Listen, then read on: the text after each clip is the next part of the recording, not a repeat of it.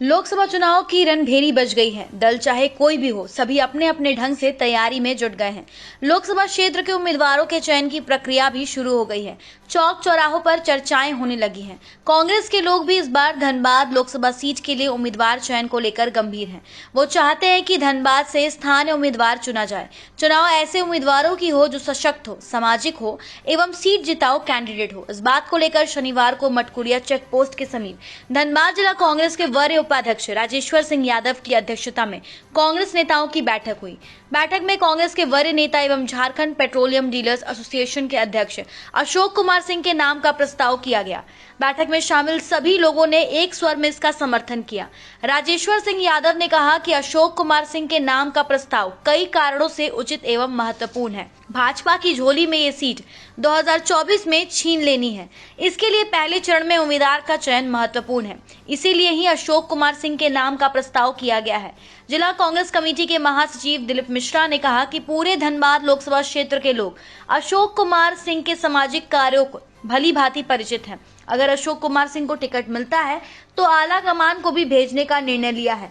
कांग्रेस के उपाध्यक्ष योगेंद्र सिंह योगी ने अशोक कुमार सिंह के नाम का समर्थन करते हुए कहा कि उनका नाम नहीं काम बोलता है। 2015 से सार्वजनिक जीवन में आने के बाद उन्होंने कई ऐसे उल्लेखनीय कार्य किए हैं जो धनबाद के इतिहास के पन्नों में दर्ज होकर रहेगा। ये बात भी सच है कि समय चाहे कोरोना काल का हो या जल संकट का, अशोक सिंह ने हर संकट में लोगों के साथ खड़े रहे।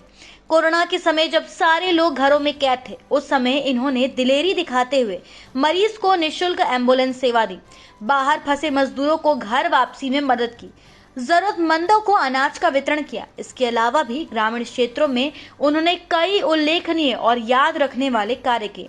ग्रामीण क्षेत्र के लोग कृषि कार्य में हुए प्रगति से उत्साहित हैं और जयकारा लगा रहे हैं। ये बात भी सच है कि धनबाद जिला कांग्रेस कमेटी में भी नए ढंग से जान फूंकने की कोशिश की है।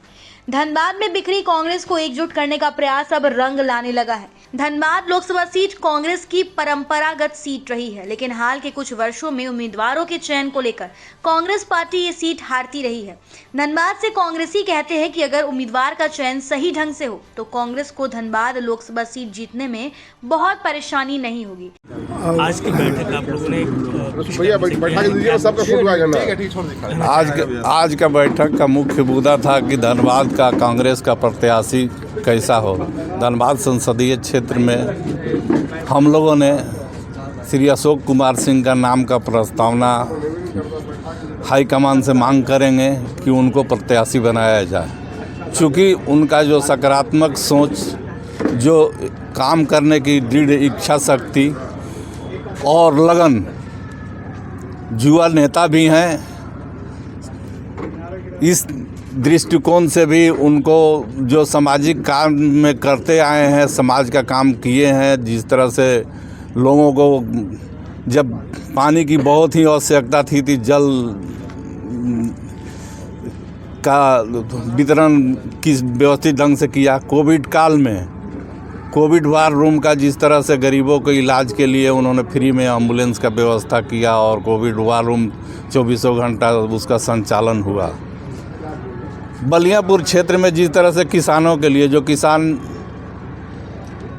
परेशान थे, उनको ऋण उपलब्ध करा करके, खेती के तकनीकी उपलब्ध करा करके और यहाँ तक कि उनके जो उत्पादन है उसको भी वो एक मूल्य निर्धारित करके मतलब उसको लागत में कहीं नुकसान नहीं हो, जिससे किसानों को बढ़ावा मिले, उसको ध्यान में रखते हुए भी उन्होंने किया। तो इस तरह से उनका सोच को देखते हुए पेट्रोलियम डीलर एसोसिएशन के प्रदेश के अध्यक्ष भी हैं और हर सामाजिक संगठन में लोगों को जहां ज़रूरत पड़ता है, हर ज़रूरतमंदों को, चाहे उनकी बेटी की शादी करना हो या उनको इलाज की आवश्यकता हो, हर जगह वो तत्पर रहते हैं। और वैसे समाज सेविका जिनका सोच सकारात्मक भी है, धनबाद के प्रति, धनबाद के विकास के प्रति उनका सकारात्मक सोच है। चूँकि यहाँ की जनता यहाँ के सांसद और विधायक से उब चुकी है।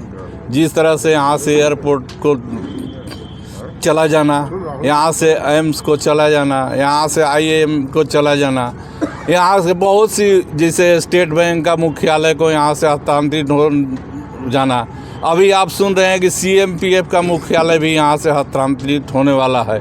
इस तरह से धनबाद से एक एक चीज़ छीनती, दुरंतों को यहाँ से छीन लिया गया। कतरास लाइन बंद कर दिया गया, लेकिन वहाँ के लोगों को संघर्ष के बदौलत पुनः चालू किया गया। झरिया लाइन बंद कर दिया गया है, जो भाजपा के शासन में ही हुआ है। सिंदरी फर्टिलाइज़र जो बंद हुआ था, भाजपा के ही शासन में हुआ। टुंडू बंद हुआ। बहुत से उद्योग को यहाँ जो बंद कर दिया गया, वो केवल भाजपा के शासन में ही लोगों को गुमराह करके, धर्म के नाम पर लोगों को भड़का करके, लोगों को झूठे आश्वासन दे करके यह सत्ता में अभी काबिज है। और जिस तरह से यहाँ जुआ, बेरोजगार लोग महंगाई से तंगी हैं, हर चीज़ पर टैक्स लगा देना, यहाँ की खाने की सामान पर भी टैक्स लगा दिया गया है। यहाँ तक कि आपको बच्चों को स्कूल के किताबों पर टैक्स लगा दिया गया है। तो ऐसा कोई चीज़ नहीं बचा है। एक सांस, केवल हवा जो लेते हैं, हो सकता है कि कुछ दिन के बाद उस पर भी टैक्स लगा दिया जाए। चाहे आपको इलाज करा रहे हैं तो दवाई पर टैक्स दीजिए, उसके बाद हॉस्पिटल में टैक्स दीजिए। हर जगह टैक्स की इतनी बढ़ोतरी, इतनी सरकार लूट मचा रखी है कि जनता त्राह त्राह कर रहा है। लेकिन केवल धर्म के नाम पर, आश्वासन के नाम पर कि हम अच्छे सरकार लाएंगे तो हमारा गारंटी है, मोदी की गारंटी, कहाँ गई उनकी गारंटी? क्या 2 करोड़ प्रति वर्ष लोग बेरोजगारों को नौकरी दे रहे हैं? क्या गैस सिलेंडर का दाम कम हुआ? क्या पेट्रोल का दाम कम हुआ? क्या किसानों की आय दुगनी हुई? इन सभी चीज़ों को देखते हुए इन जुमलेबाज सरकार को उखाड़ फेंकने का संकल्प के साथ हम लोग चाहते हैं कि धनबाद में वैसे ही जुटसिला प्रत्याशी अशोक कुमार सिंह को बनाया जाए, जिससे कि हम लोग वैसे निरंकुश शासन को हटाएं। पिछली सारे कांग्रेस परिवार के जो सदस्य हैं, उसका मुख्य उद्देश्य एक ही है। हमारे धनबाद संसदीय क्षेत्र से हमारे पार्टी का प्रक्रिया चल रहा है एक प्रत्याशी को नियुक्त करने का। उसमें हम लोग सबसे उपयुक्त अपने वरिष्ठ कांग्रेसी अशोक कुमार सिंह जी को हम लोग चाहते हैं। और उसके चाहने का एक कारण है, आप लोग को शायद याद होगा, पूरे रघुवर सरकार की शासन जब चल रहा था, पूरे धनबाद का लाइन काट दिया गया था पैसा नहीं जमा करने के चलते। उस आंदोलन को अशोक कुमार सिंह आपको DVC हेड ऑफिस ले जाकर धनबाद के तमाम लोगों को उससे निजात मिली। तुरंत पैसा जमा हुआ, फिर 2 दिन के बाद या 3 दिन के बाद फिर चालू हो गया। दूसरा, चूँकि सिंदरी से मैं बिलोंग करता हूँ, सिंदरी हर्ल में और सिंदरी के आम नागरिकों में पिछले दिनों क्वार्टर खाली करने का आदेश प्रबंधन द्वारा दिया गया। उसमें भी ये तमाम सिंदरी वर्कर्स और सिंदरी के लोगों के साथ ही खड़े रहे, जो प्रबंधन जो है अपना उस आदेश को ये कर लिया। अब फिर से सब लोग ढंग से रह रहे हैं। वहाँ भी लाइन कटा था, उसमें भी इनका मुख्य भूमिका रहा। कहने का तात्पर्य है कि अशोक सिंह जी सारे कांग्रेस परिवार ही नहीं, आम पूरे धनबाद के आम जन के बीच किसी का भी सुख दुख पड़ने पे खड़े रहते हैं। हम लोगों को ऐसे ही कैंडिडेट की आवश्यकता है जो हम कांग्रेस परिवार के लिए अच्छा रहेगा। और ये धनबाद संसदीय क्षेत्र सीट जो है कांग्रेस परिवार के झोली में भरेंगे। इसीलिए हम लोग अपने प्रभारी महोदय से मांग करते हैं कि अशोक सिंह जी को हमारे पार्टी का प्रत्याशी बनाया जाए। इस बैठक में लक्ष्मण तिवारी, माला झा, मंटू दास, राजू दास, बबलू दास, रामजी भगत, महेश शर्मा, गंगा वाल्मीकि, अजय चौधरी समेत बड़ी संख्या में लोग मौजूद थे। धनबाद से ब्यूरो रिपोर्ट।